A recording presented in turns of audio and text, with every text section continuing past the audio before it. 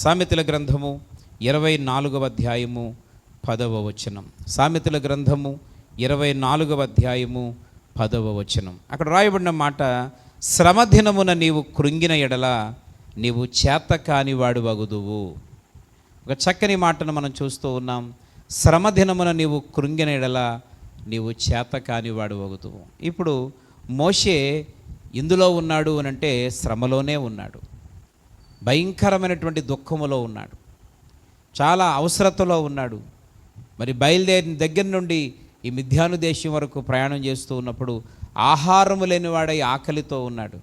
ఆ టైంలో అతను, ఇక నా పరిస్థితి అయిపోయింది, ఇక నేను ఏం చేయగలను, నాకు ఈ దేశం కానీ దేశంలో ఎవరు నన్ను పట్టించుకుంటారు, ఎవరు నన్ను చేరదీస్తారు, ఎవరు నాకు భోజనం పెడతారు, ఈ రాత్రి నాకు ఎవరు వసతిని కల్పిస్తారు అని అతను ఆలోచన చేస్తుంటుంటే మోషే ఒకవేళ తన జీవితం నాశనం అయిపోయి ఉండేదేమో, మోషే అనేవాడు భూమి మీద కనబడకుండా పోయి ఉండేవాడేమో, లేదా దిగులుతో అతను మరణించి ఉండేవాడేమో.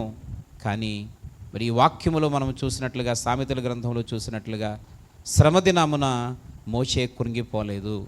తన అవసరత ఉన్నప్పుడు, శ్రమ ఉన్నప్పుడు కృంగిపోలేదు, కానీ తన నిస్సహాయ స్థితిలో ఉండి కూడా ఇతరులకు సహాయం చేశాడు. ఎందుకనంటే ఈరోజు ఆయన మనను కృంగజేసే దేవుడు కాదు, ఆయన చేతకాని వాడు కాదు. గనుక తనను ఆశ్రయించిన వారిని, తనను నమ్మిన వారిని చేతకాని వారిగా దేవుడు చేయడు. కనుక ఈరోజు మన జీవితంలో కూడా కొన్ని విషయాల్లో, ఇది ఈ సంవత్సరం నాకు ఈ యొక్క వ్యవసాయం నష్టం వచ్చేసింది, ఇక నేను పైకి రాలేనేమో, ఈ వ్యాపారం ఎన్నిసార్లు ప్రయత్నం చేసినా నష్టమే కలుగుతుంది, లాభమేమీ కనబట్టలేదు, ఇంకా నా జీవితం అయిపోయిందేమో, ఇదిగో నాకు వివాహం కావడం లేదు, ఇంకెన్ని సంబంధాలు వచ్చినా వెనక్కి తిరిగిపోతూ ఉన్నాయి, ఇక నా వంతులో నాకు వివాహం అవ్వదేమో, లేకపోతే నా బిడ్డలకు పెళ్లి చేయలేనేమో అని తల్లిదండ్రులుగా మనం కూడా కొన్నిసార్లు బలహీనపడుతున్న సందర్భాలు. వివాహమై చాలా సంవత్సరాలై సంతానం కలగకపోతే, ఇదిగో నాకు ఇక బిడ్డలు పుట్టరేమో, నా వంతులో బిడ్డలు లేరేమో, ఇక బ్రతుకున్నంతకాలం ఈ నిందలు అవమానాలు మోస్తూ నేను భరించాలేమో అని కొన్నిసార్లు మనం చాలా ఇబ్బంది పడుతూ ఉంటాం. ఇల్లు కట్టుకోవాలని ఆశపడినప్పుడు, అనేక సంవత్సరాలుగా ప్రయత్నాలు చేసినప్పుడు, ఇల్లు ఇంకా నా వల్ల అవ్వదేమో, ఈ అప్పులు ఎప్పటికీ నేను తీర్చలేను, ఎప్పటికీ నేను ప్రయోజకుడిని కాలేనేమో, ఎన్నిసార్లు పరీక్షలు రాసినా ఫెయిల్ అయిపోతూ ఉన్నాను, ఇక నేను ఉన్నత స్థితిలోకి వెళ్ళలేనేమో అని కొన్నిసార్లు మనము ఉంటున్నటువంటి ఆ స్థితిని చూసి, మనం అనుభవిస్తున్నటువంటి ఆ పరిస్థితిని చూసి, లేదా కొన్నిసార్లు మనకు కలిగినటువంటి శారీరకమైనటువంటి వ్యాధులలో డాక్టర్లు చెప్తూ ఉంటారు, అమ్మ ఈ యొక్క వ్యాధి, నాయనా ఈ వ్యాధి నీకు జీవితాంతం ఉంటుంది, ఎన్నో మందులు వాడినా తగ్గకపోవచ్చు, చివరికి నువ్వు మరణించవచ్చు కూడా అని చెప్తూ ఉంటారు. అలాంటి మనం అనుకుంటాం, ఈ వ్యాధి చేత నేను చనిపోతానేమో, ఇక దీనికి మందులు లేవేమో, ఇక నా జీవితం ఇంతేనేమో అని అనుకుంటాం. అలాంటి శ్రమలలో దేవుని వాక్యం చెప్తుంది, శ్రమ దినాన నీవు కృంగిపోతే చేతకాని వాడు అయిపోతావు, నువ్వేమీ చేయలేవు, నిస్సహాయ స్థితిలోకి వెళ్ళిపోతావు. కానీ మోషేవలే తాను అక్కరలో ఉండి కూడా, ఇబ్బందిలో ఉండి కూడా, అవసరతలో ఉండి కూడా ఇతరులకు సహాయం చేయడానికి ముందుకు వచ్చాడు.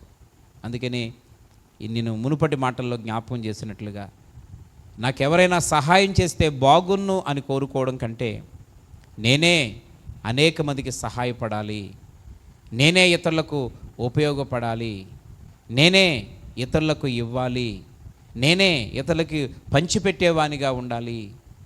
ప్రతి పరిస్థితిలో ఎంతో కొంత మనం ఉన్న పరిస్థితిలో మనకు తోచినంత ఎంతైనా పర్వాలేదు మనమే ఇచ్చేటువంటి పరిస్థితిని మనం అలవాటు చేసుకోగలిగితే ఖచ్చితంగా దేవుని వాగ్దానం మనకు తోడుగా ఉంటుంది. ఆయన అంటాడు కదా, నేను తలగా చేస్తాను కానీ తోకగా చేయను, నువ్వు పైవానిగా ఉండవు కానీ క్రిందివానిగా ఉండవు, నువ్వు పెట్టేవానిగా ఉంటావు కానీ అడుక్కునేవానిగా ఉండవు.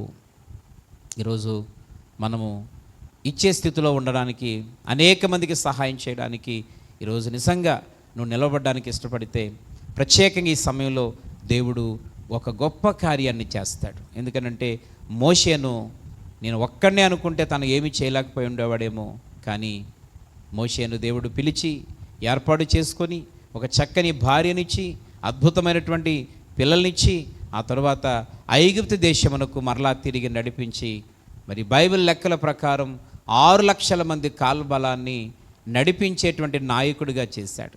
నేను ఒక్కడనే ఏం చేయగలను అని అనుకుంటే మోషే ఆ మిథ్యాన్లోనే చనిపోయి ఉండేవాడేమో, లేదా ఐగుప్తు దేశంలోనే అతని జీవితం నాశనం అయిపోయి ఉండేదేమో. కానీ తను నమ్ముకున్నటువంటి దేవుని మీద విశ్వాసాన్ని ఏమాత్రము వదులుకోలేదు. ప్రియులారా, ఈరోజు నీవు నమ్ముకున్నటువంటి మంచి మార్గములో నీవు ప్రయాణం చేస్తూ ఉన్నావు. ఎట్టి పరిస్థితుల్లో కూడా అవిశ్వాసానికి అవకాశాన్ని ఇవ్వద్దు, అవిశ్వాసానికి తావునివ్వద్దు, నిరుత్సాహానికి అవకాశాన్ని ఇవ్వద్దు. ఎందుకనంటే నిన్ను పిలిచిన దేవుడు చేతకానివాడు కాదు, నిన్ను పిలిచిన దేవుడు బలహీనుడు కాదు, నిన్ను పిలిచిన దేవుడు నీకొచ్చినటువంటి సమస్య నుండి విడిపించగలిగిన సమర్థుడైన శక్తి కలిగినటువంటి దేవుడు గనుక ఆయన మాట మీద నమ్మి ఈరోజు అడుగులు ముందుకు వేస్తే ఖచ్చితంగా ఉన్నటువంటి శ్రమను దాటుకొని, ఇబ్బందులను దాటుకొని, ఆ నిందను దాటుకొని, అవమానమును దాటుకొని ఆ యొక్క ఇబ్బందులలో నుంచి మనం గట్టెక్కి ముందుకు వెళ్ళి ఒక స్థాయిలో నిలబడతాం.